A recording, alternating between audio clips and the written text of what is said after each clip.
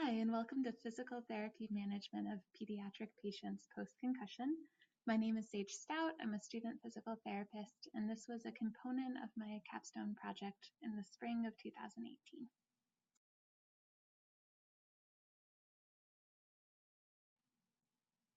We'll start with a brief review of general concussion concepts and then move into a conversation regarding post-concussion syndrome, or PCS. We'll talk about how PCS presents clinically in children and adolescents. We'll then explore PT management of these patients, including a discussion of a typical evaluation, a variety of potentially useful assessment tools, and evidence-based intervention strategies. While this presentation does focus on pediatric patients, many of the concepts we're going to cover are applicable to adult patients with PCS. So you should be able to gain some clinical insight from this lecture regardless of the patient populations you're interested in working with.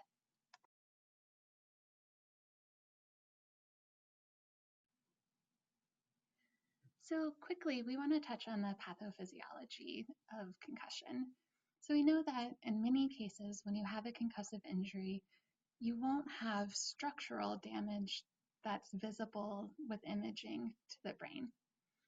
So what's actually causing the symptoms of concussion then if it's not structural damage? If we look at this, we see an image of the neurometabolic cascade associated with traumatic brain injury. And this visual is a little bit complicated, so we're going to walk through it together. Don't feel overwhelmed. So we know that when the neurons are damaged during a concussive injury, we get this big outflux of potassium, and then we get this big influx of calcium. And that leads to metabolic dysfunction and altered release of neurotransmitters, which in turn is going to lead to a neural energy deficit and issues with communication between neurons. So we can think about this broadly as our neurons are getting really tired and they're having trouble communicating. And it's that energy deficit and that dysfunction and neurotransmission that leads to a lot of the cognitive and functional symptoms that we associate with concussion.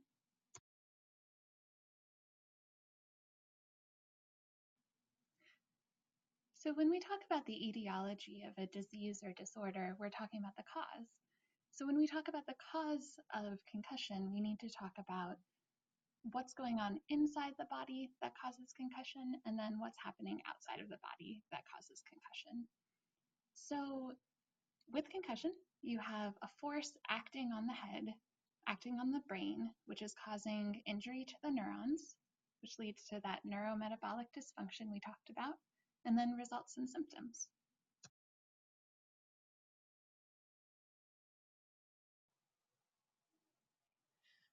When we think about causes outside of the body which are leading to concussion, it's helpful to think about the groups who are most likely to get a concussion.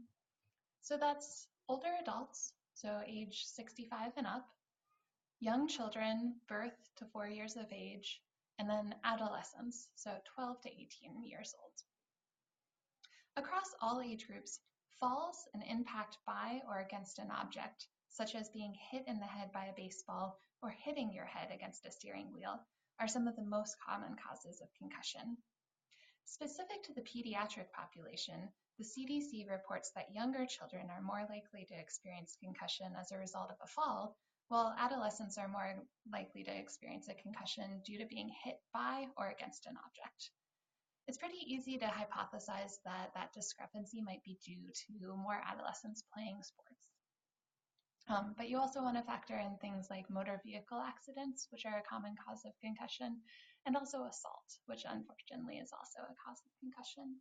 The data for this graph is drawn from a 2007 study of concussion in Canadian school children. And while you shouldn't fixate on the percentages, I do think it does a good job of kind of showing you the range of potential causes of concussion.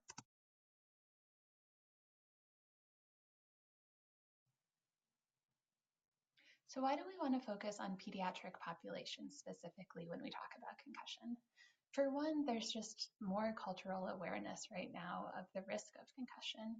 And that means that parents and teachers and coaches are more likely to get medical attention for kids and adolescents who may have experienced a concussive injury. We also know that statistically, children are more likely to have a concussion than some other age groups, specifically in that toddler and adolescent age range we already talked about. 65% of sports-related concussions occur in children between the ages of 5 and 18 years old. So even though we definitely want to think beyond the sports concussion, it's still important to hone in on a lot of it is happening for kids. We also need to think about kind of age-dependent anatomical differences.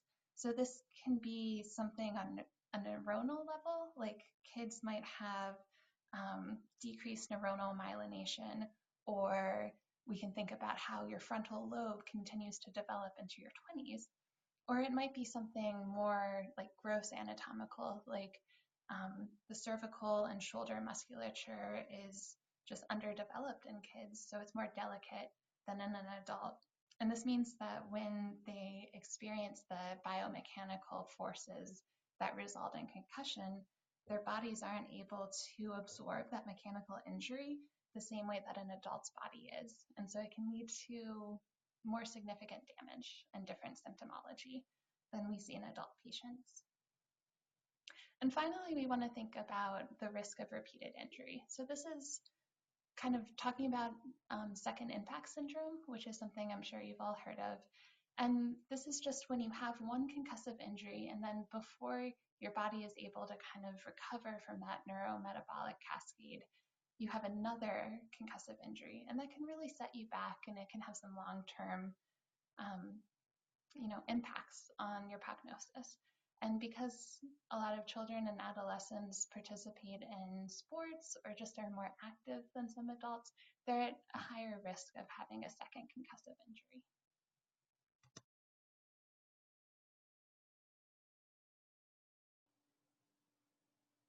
Physical therapists aren't likely to work with patients in the acute period following concussion, but it's still important that we know what symptoms are expected then. So here we have a visual representation of some of those symptoms. And the big takeaway is that acute symptoms are expected to last for up to 2 weeks in adult patients and up to a month in children. And the difference there is due to the neuroanatomical differences we already touched on. So just that it's going to take kids' brains a little bit longer to heal than adult brains.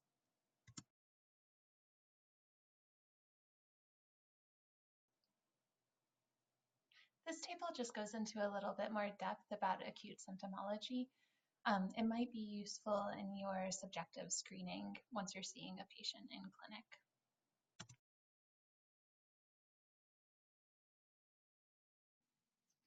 The majority of patients are going to recover from concussion within that 1 to 2 week period for adults or up to a month for children, but about 10 to 15% of patients won't.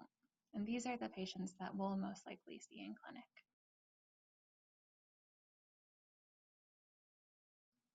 Here we see a number of terms under the umbrella of the PCS definition, which are used somewhat interchangeably in the literature. So this is mostly just a heads up that when you're doing research on concussion-acquired symptoms, you might want to search all of these terms.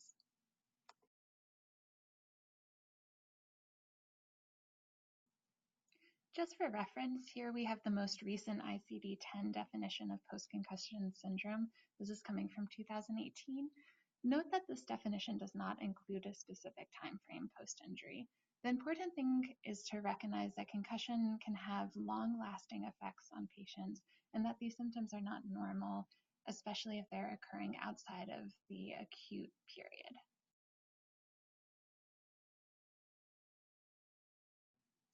Here we see symptoms which are commonly associated with PCS. It's important to note that each patient will have their own individual presentation, so it's not like every patient coming into clinic will have all of these symptoms. I've highlighted in blue the symptoms which are commonly treated by physical therapy, but it's important to note that a lot of other clinicians can play a role on the care team, and we don't quote unquote own concussion.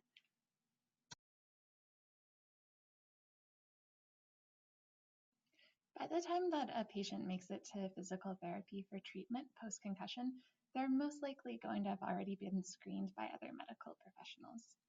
Even so, it's important for us to keep our eyes out for major swings in presentation. These red flags come from Parachute Canada, which has a number of helpful resources for healthcare professionals working with patients with concussion.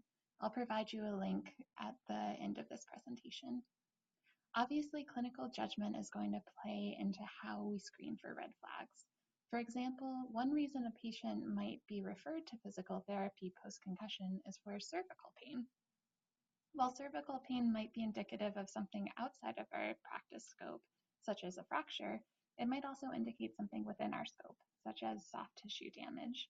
So a cervical spine screen would be an appropriate first step versus immediately referring this patient to emergency medical care. In contrast, a patient who experiences sudden convulsions is going to require immediate emergency medical attention.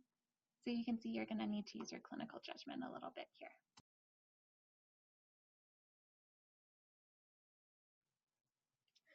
So why might a patient come into physical therapy following a concussion? Here we've got a few of the common reasons. So patients might come in complaining of headache. Cervicogenic type headaches are common. We do want to be aware that a new onset of migraine might be something that's more appropriate for a neurologist to see. So it's good to kind of refresh your memory on what's cervicogenic type headache, what's migraine. Cervical pain in general is common. Again, we have that kind of whiplash-like injury, which often leads to both concussion and cervical injury. Balance impairment and dizziness. And then supervised return to activity. So this may be for patients who are dealing with exertional intolerance following a period of prescribed rest. It might be helping a student athlete return to their sport. But we also want to remember that not all of our patients are going to be athletes, and even athletes have other parts of their lives. So we want to think about return to activity like return to school, return to play, return to just general activities of daily life, whether that is walking up the stairs or riding your bike to work. So we want to keep that in mind as we're working with these patients.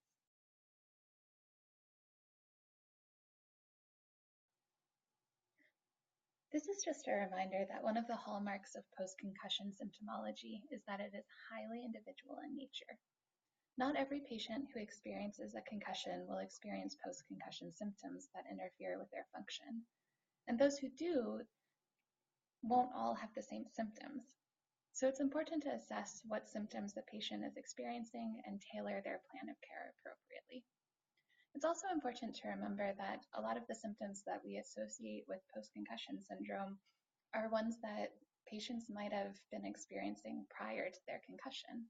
It's possible that a patient might have a history of headaches, and after their concussion, they continue to have headaches. So it's important that we can match a patient's complaints with an injury-related impairment.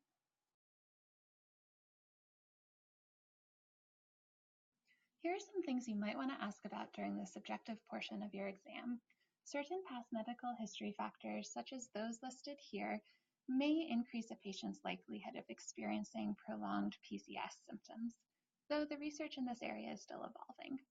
We want to ask about a patient's most recent visit to the optometrist because concussive injuries can often lead to visual impairments, and we want to know if we need to find an optometrist to add to the care team or if the patient already has one. Asking about a patient's prior level of function will help us set their goals for therapy.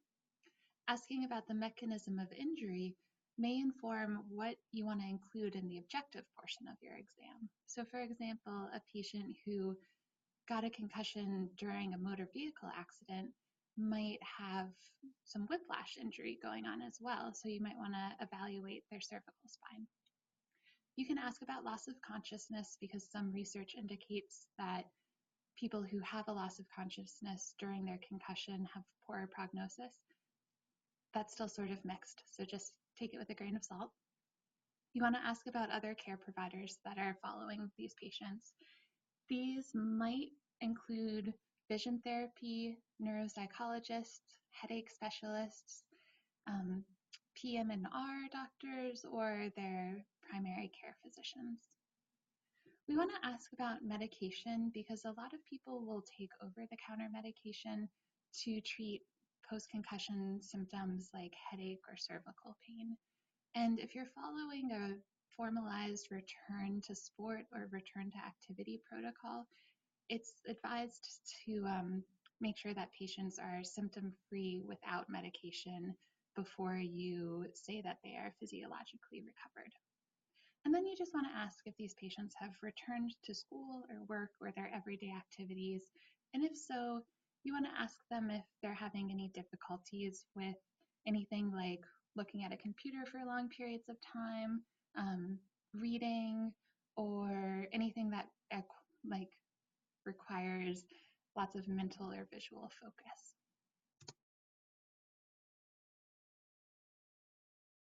List of concussion-specific patient report measures. So assessments like this can be really helpful both in identifying what a patient's main subjective complaints are and tracking those complaints over time. For example, the physical therapists at the CRC utilize the PCSS in their concussion clinic, but obviously there's a variety of measures here that you could draw from. Obviously, you would just choose one of these because otherwise you would spend your entire evaluation doing concussion-specific measures.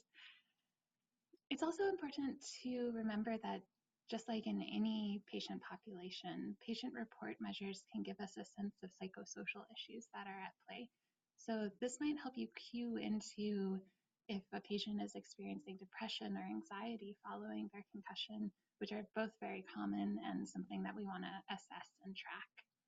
If you're working with a child or even an adolescent, you might need to draw on some parent input for these, especially if you're working with a younger kid who might not fully understand what you're asking.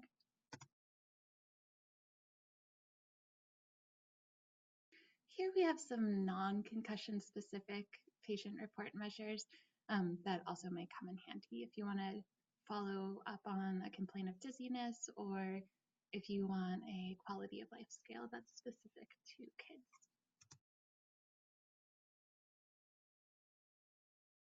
As always, you're going to let the subjective component of your exam guide the objective component. As discussed before, mechanisms of injury which result in concussion often overlap with those which might cause cervical or vestibular injury. So we want to check those areas out, especially if the subjective evaluation is guiding us in that direction.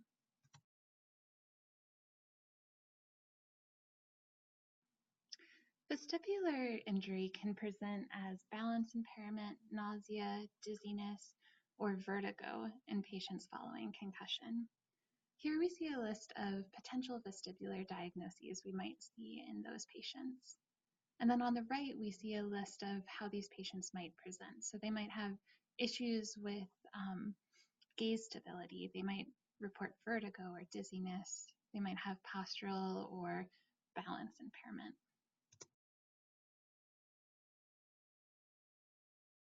There are a number of components when it comes to assessing a patient with dizziness, vertigo, and/or balance complaints related to concussion. In the next few slides, I provide you with tools that you might choose to include in your assessment of these patients. As most of these tools have been discussed in depth in prior neuro courses, I'm not going to go into specifics of each technique. Please feel free to pause the presentation and review individual tools at your own pace if you feel inspired to do so.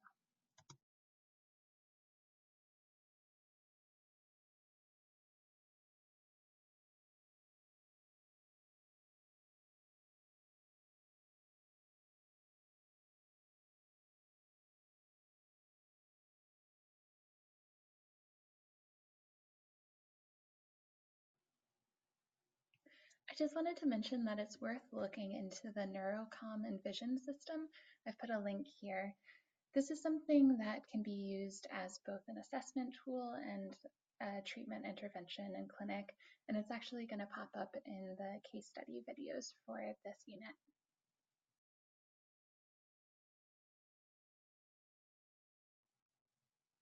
Here we have two commonly utilized BPPV testing techniques. So Dix-Hallpike is going to be looking at the posterior canal, and then the roll test will look at the horizontal canal.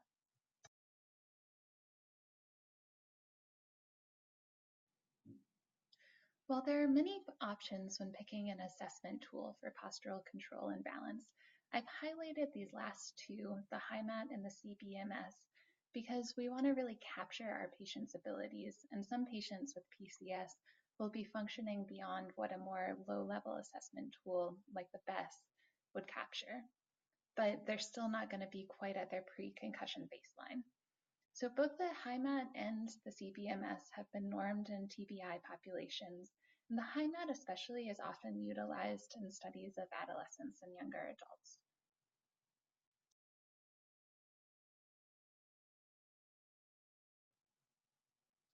Some patients who come into clinic with cervical involvement are going to have really obvious patient presentations. So they might say something like, since my concussion, my neck is just really killing me. Or they might describe a mechanism of injury for their concussion in which you can kind of get a sense that they had a whiplash injury. Other patients might be experiencing something like cervicogenic headache, in which the patient experiences dizziness related to movements of the neck, movements of the head. It's often accompanied with a headache. That's going to be a little bit less of an obvious presentation.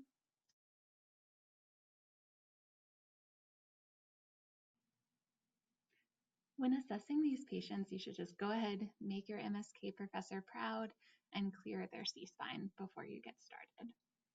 It's probably been done before by the time this patient gets to your clinic, but these patients have often experienced traumatic impacts, so it's better to be safe than sorry. So just clear the C-spine.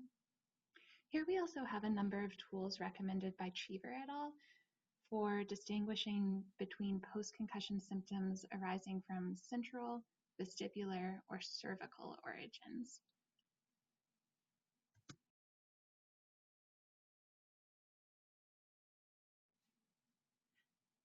So we're going to start talking about how physical therapists can manage patients with exertional intolerance, as well as return to activity for patients following concussion. You might have heard of the rest is best paradigm for concussion management, or you might have even experienced this after a concussion. Here are two quotes that speak to reasons that we might be clinically skeptical of a prescription of complete cognitive and physical rest for patients following concussion.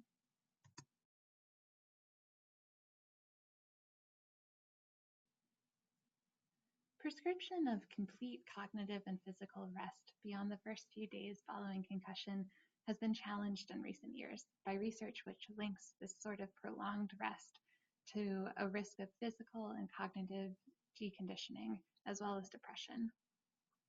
Additionally, a growing body of evidence from animal studies links participation in exercise after an initial period of rest to decreased inflammation and increased molecular markers of neuroplasticity, both of which may facilitate neurorehabilitation. A recommendation of 1 to 2 days of rest prior to starting a rehabilitation program comes from the 2015 Clinical Practice Guideline by Marshall et al. Current literature supports a recovery progression which begins with 24 to 48 hours of initial rest and then is followed by a return to social or school activities, and then eventually a return to higher level activities such as sport. I'm sorry, down here at the bottom, my arrows seem to have turned into boxes. These same concepts can be applied to adults by simply replacing return to school with return to work, or even just return to usual activity.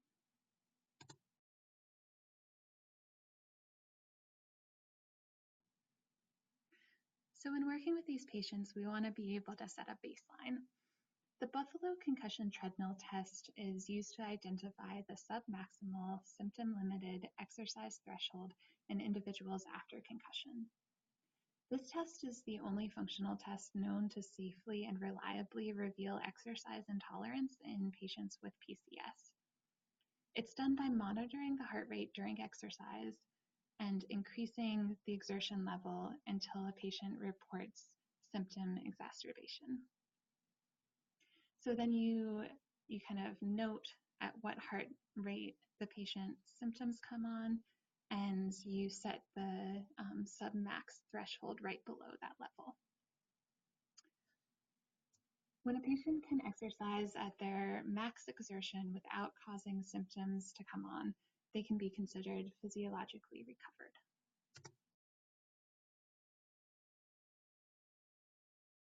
Clinical interventions are going to be highly specific to each patient, as we've talked about before.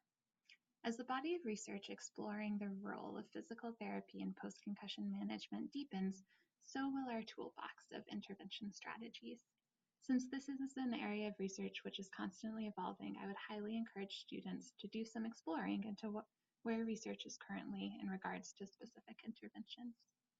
That being said, we already have a lot of these tools in our toolbox, such as those to treat vestibular imbalance impairments or exertional intolerance.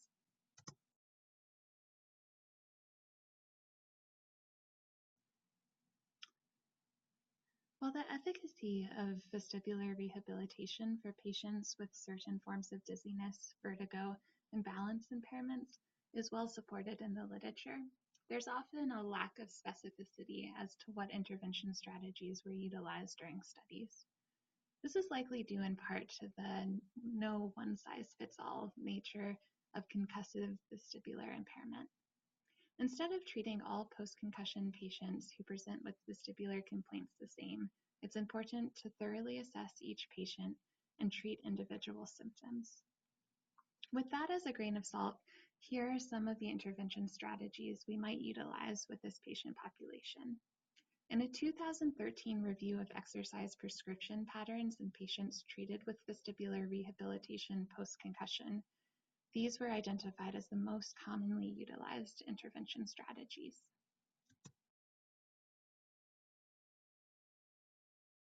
Current research supports the inclusion of supervised submaximal symptom-limited aerobic exercise in management of post-concussion symptoms, and has found this to be an effective way to increase patients' tolerance for activity after concussion. If we think back to that animal research we talked about earlier, we can also get a sense of how exercise supports healing in the brain. So we like to say movement is medicine for a reason. You can utilize the results of a patient's Buffalo concussion treadmill test to implement a program of subsymptom exercise. Working off of this concept, a number of studies have combined symptom-limited aerobic activity with coordination and visualization exercises to positive effect.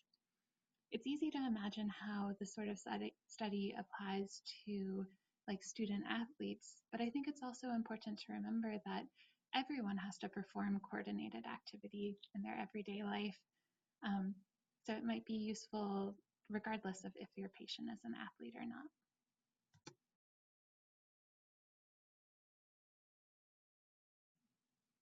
So finally, we have some of the hallmarks of physical therapy intervention. Manual techniques are going to be useful for patients who have cervical pain. Postural re-education will be important for patients who have been experiencing, pain or dizziness and have kind of adapted their posture to handle that. So that might mean that classic kyphotic forward bent posture. And patient education is always important, but especially in these patients who need to be educated about their prognosis and kind of reassured that in general, the prognosis for patients following concussion is good, and that even if they're having prolonged symptoms, with the appropriate care, they should be able to get back to their baseline. So there's a lot of reassurance that can be done through patient and family education.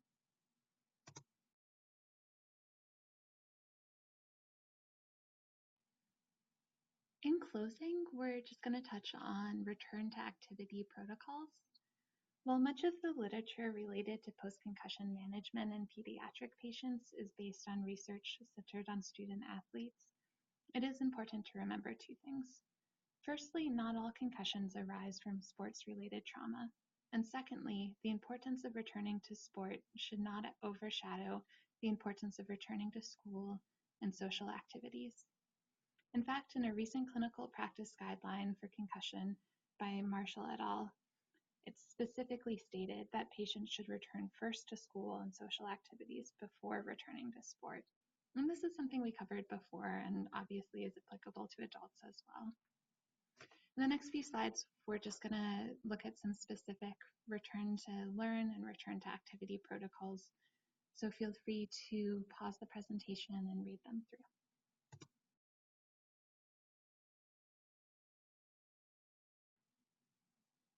Here we have the return to school protocol outlined by McCroy et al. In their recent consensus statement on concussion in sport. It's good to be aware that this protocol exists, but don't get hung up on the particulars. This might be an area where you'd communicate with, for example, a school PT or a school nurse if you're seeing a child in an outpatient setting.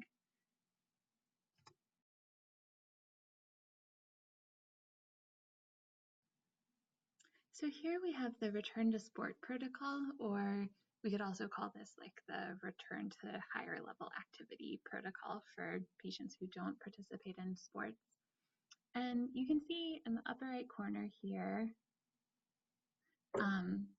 that the return to learn protocol is included here. In regards to medication, it's important to note that even over-the-counter medication like NSAIDs can mask PCS symptoms such as headache or neck pain, which would signal that a patient isn't safe to return to higher level activities yet. So that's something you want to keep in mind as you're moving through this sort of protocol. Again, this is something that you'd probably not institute the return to sport protocol, though you might. It's more common that it would be something that maybe the PM and R doctor or a neurologist is managing and you're, inputting on, or maybe it's a formalized thing within the school system that you're giving input for.